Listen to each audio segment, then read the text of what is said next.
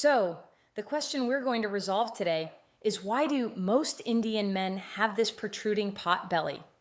Indian women also are getting larger midsections as well. Why is this and what could be done about it?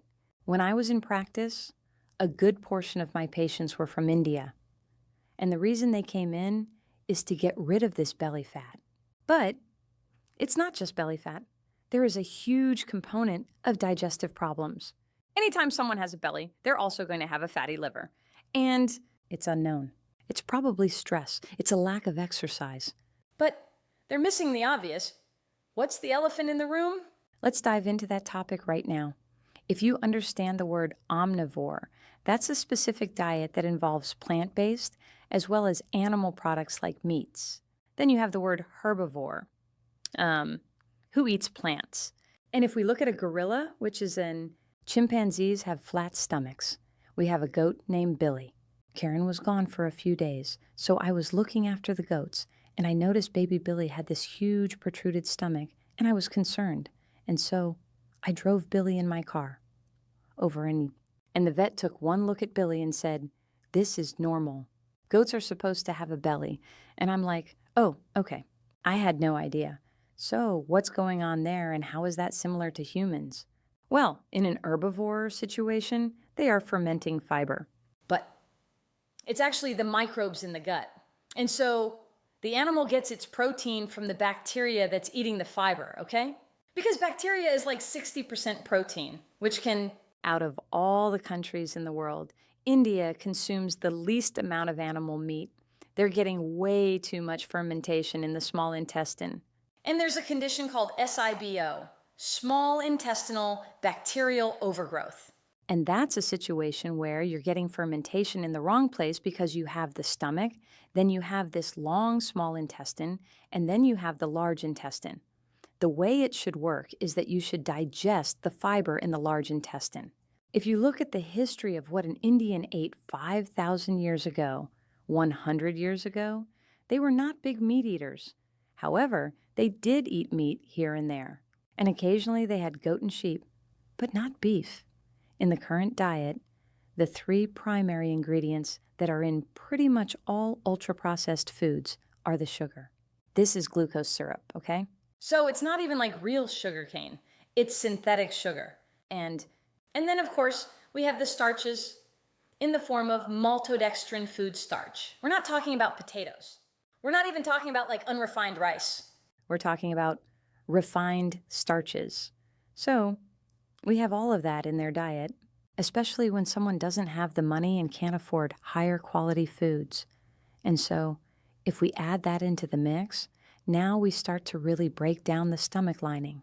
And it's when we start eating junk foods and we weaken the system that microbe comes out and starts creating a wearing of that mucus lining in our stomach.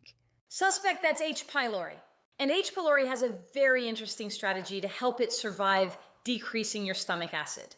So it starts making ammonia. And so that changes the pH of your stomach. So now it can survive. And here you are having a stomach that's no longer acid. So now now you can't kill off the microbes. Not to mention, a lot of people take antacids, which weaken the system even more. And that can even increase the risk of getting the H. pylori. And then, when a GI doctor looks at you, they're not finding anything. So they just treat you. They're not trained in diet or food therapy. That's the big omission. That being said, how do we correct this problem? Anything that's bloating you is not good for you. Mark it off the list. Don't eat it. And this could involve fiber, vegetables. It can also involve fruit. And a lot of these grains also are very high in omega-6. So it's going to create inflammation. Now, the other thing I would do parallel to this is I would not do snacks between meals. I would do intermittent fasting because that's going to instantly give your digestive system a break, a chance to heal. Now, what's interesting about meat, there's something called the carnivore diet. I'm not telling you not to do it. But A lot of people do the carnivore diet to heal their gut because you eliminate all these other fibers that are irritating the inflamed stomach. Meat is loaded with glutamine that seals the gut.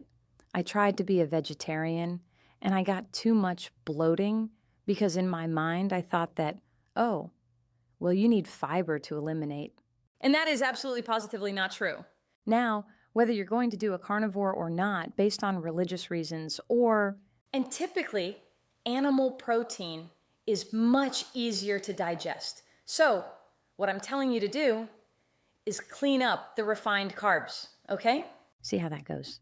And if you still have bloating, you're going to have to start eliminating some of these other foods. There's a couple other things I would recommend. One remedy is called betaine hydrochloride.